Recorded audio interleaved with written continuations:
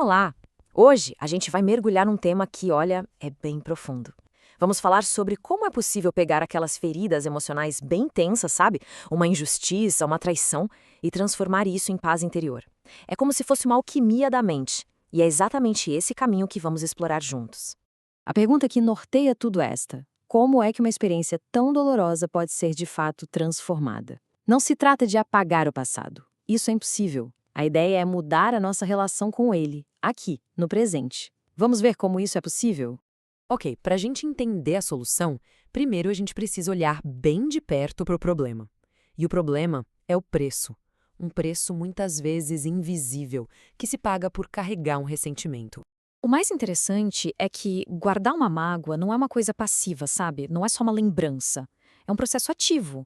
A mente fica presa num loop, num ciclo vicioso, repetindo a história do que aconteceu sem parar, e isso nos deixa em estado de alerta o tempo todo, como se o ataque pudesse acontecer de novo a qualquer momento. E o resultado desse ciclo todo? A pessoa começa a se identificar com a dor. A própria identidade fica reduzida a ser apenas um corpo ferido, injustiçado ou atacado.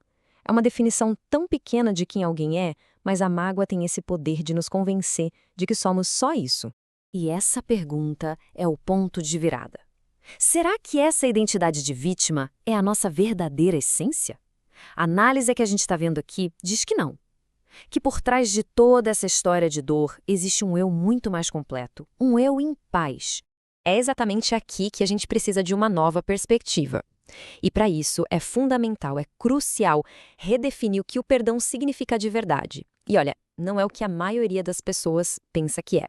Então vamos lá, vamos quebrar os maiores mitos. Perdoar, nesse contexto, não tem absolutamente nada a ver com a outra pessoa. Não é dizer que o que ela fez foi certo ou que se deve tolerar algum tipo de abuso. De jeito nenhum. Pelo contrário, o perdão aqui é uma ferramenta para a gente mesmo, uma estratégia de autocuidado para alcançar nossa própria liberdade mental. Então, o ponto central é este aqui. O objetivo é a autolibertação. É uma decisão consciente de parar de carregar o peso dessa história. Porque, no final das contas, a mágoa só prolonga o nosso próprio sofrimento, não o de quem nos feriu. Tá bom, mas como é que se faz isso na prática? A análise nos dá uma ferramenta, um exercício bem concreto para mudar essa percepção. Vamos ver como ele funciona.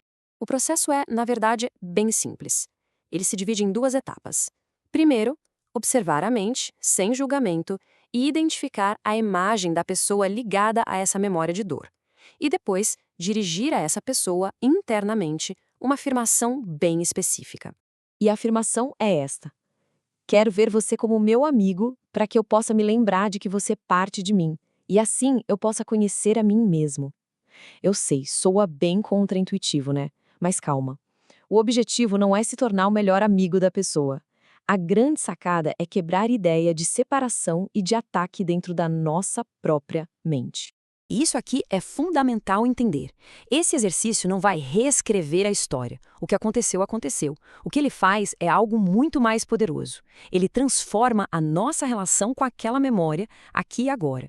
Ele liberta a mente no presente.